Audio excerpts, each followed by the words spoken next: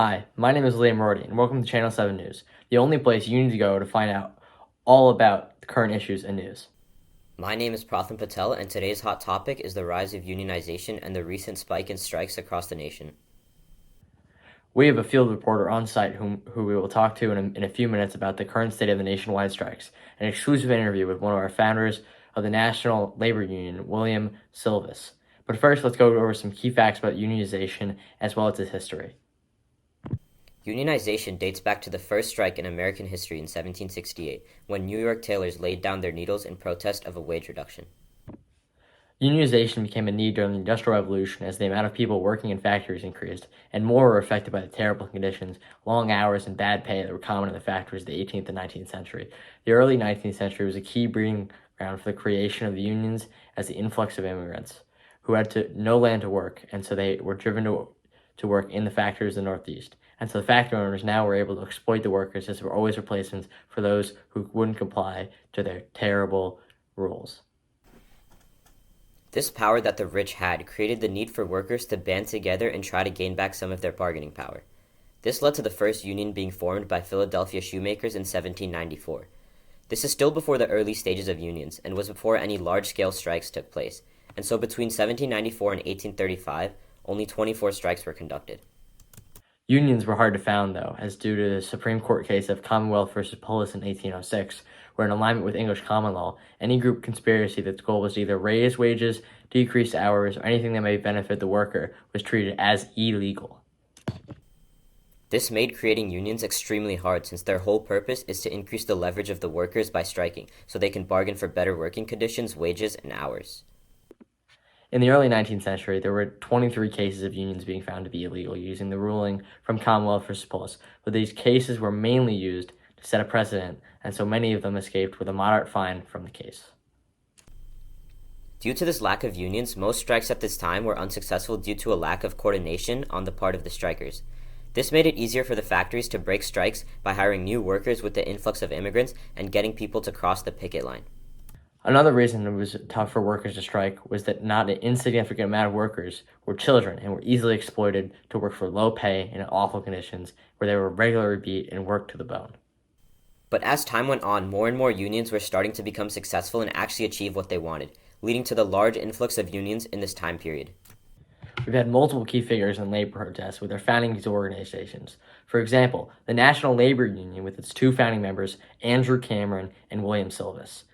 The union was a group with many leaders from different unions, as well as Silvis originally led the Iron Molders International Union, while Jonathan Fincher led the Machinists and Blacksmith Union. Some background information about the union, as they were the first to protest about time conditions, and they were successfully able to make working times 8 hours a day.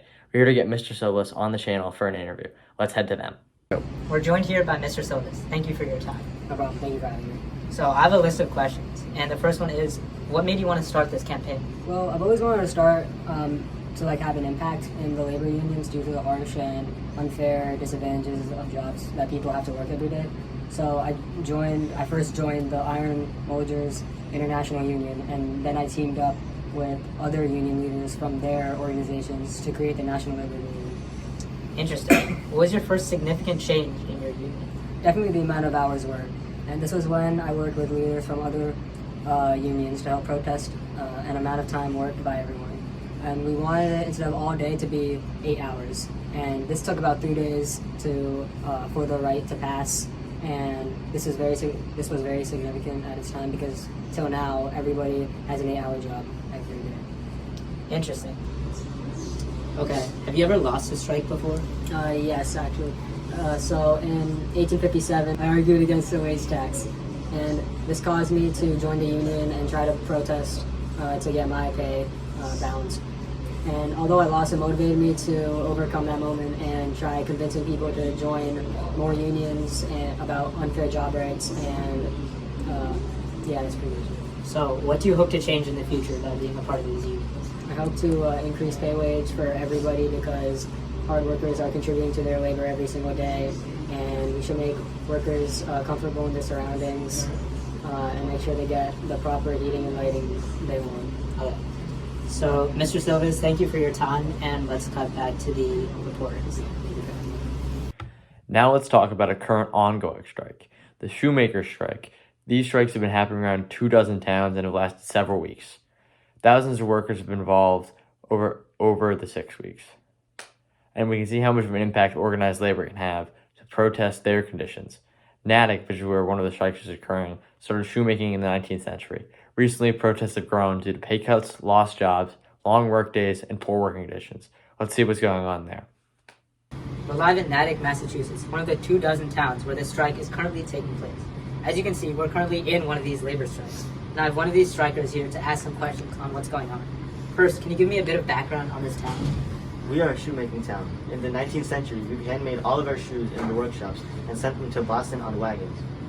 The growth of shoemaking in our town, however, came after the Boston and Worcester Railroad arrived in 1834.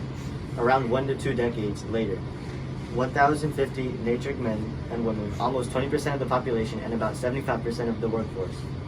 How are strikes organized in this town specifically? Around 500 workers met several times in the Universalist Church in February. They came to the conclusion, quote, that in our opinion, the late reduction in the prices of the bottoming shoes was uncalled for, oppressive and unjust. Therefore, believing that no first quality shoe can be made for less than 20 cents without injuring the laborer and the best interests of the community. All right, you've heard it from the strikers themselves. Thank you for your time and good luck with these protests. With all the current buzz about unionization, you might be wondering how unions are trending forward in the future, because we all know about their past, but their future is something we can only predict. We do, however, know that they seem to be here to stay, as it seems that the unions are increasingly gaining more power as they strive to increase the conditions under which their members work. A huge win for unions was in 1842 when the Supreme Court recognized the right for labor unions to exist in the Commonwealth versus Hunt case, as they had been previously recognized as a criminal conspiracy and thus illegal. This new ruling allowed labor unions to exist and even strike and peacefully and legally attempt to bargain for things like better wages, conditions, and hours. As we heard before from Mr. Silvis, the creation of the National Labor Union in 1866 was a huge victory in terms of treatment of workers as they fought for things like the creation of the 8-hour workday. This helped workers across the nation be able to do things outside of work, like raise a family and help increase the next generation. Other groups that were founded around the same time included the Knights of Labor, who were founded in 1869 before the collapse of the National Labor Union in 1873. The Knights of Labor, similar to the National Labor Union, advocated for an 8-hour workday and a society in which laborers owned the industries in which they worked. They also advocated for the end of child labor in factories and the removal of convict labor. However, they eventually collapsed after a failed strike on the railroad, where they failed to push reforms and several strikers were killed by a bomb. The American Federation of Labor slowly replaced them as the largest labor union following this incident.